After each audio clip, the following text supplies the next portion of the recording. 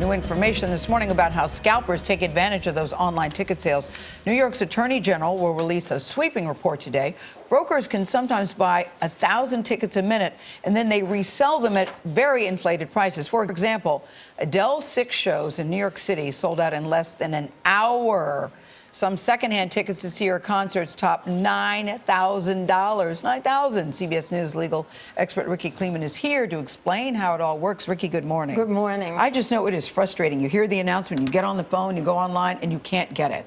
You can't get it. Frustrating is the word. And I think if it's something you really have set your heart in, I wish the viewers could have just seen you mimicking Adele, Nora. It was just perfect. But when we have singers or we have shows or we have sporting events that we really want to go to, but we don't have a fair shot, though. What's the problem? We can't get the tickets. Right. And then if we could get the tickets, the prices are inflated. So what Eric Schneiderman, the AG of New York, has said, which may become a national example, is this. Look, ticketing is a fixed game, and we are going to change that now. 3 years going into this report.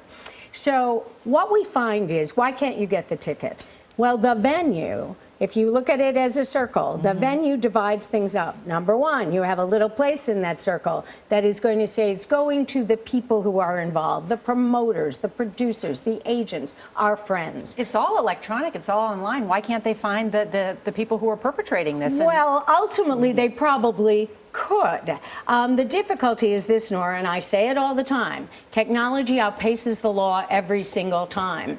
Back in 2007, the caps on what tickets could be sold for, these prices on top, they were lifted. And the reason for lifting them was because legislators thought that you would have more competition if there were no caps. So, for example, if you look at Orbitz or Priceline or Expedia for an airline ticket, you look across the top and you can say, well, I'll take this one or this one. It's cheaper.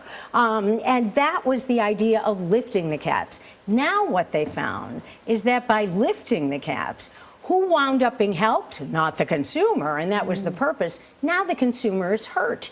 And the reason for that is because of technology. But it sounds like the Attorney General is now stepping up for the consumer in a big way. So what's he doing? So what he's saying is this. He said, number one, look, these bots, which is what they're called, the ones that go in and get 1,000, they're illegal. And so we're going to go after them. So you, the legislature, you men and women up in Albany, let's go get a criminal penalty. Then what we're looking at is the future. What we're going to have is we are going to have caps. We are not going to allow these tickets to go out of sight. So it's going to be an example for the nation. Let's see if other people follow. Thanks, Rikki.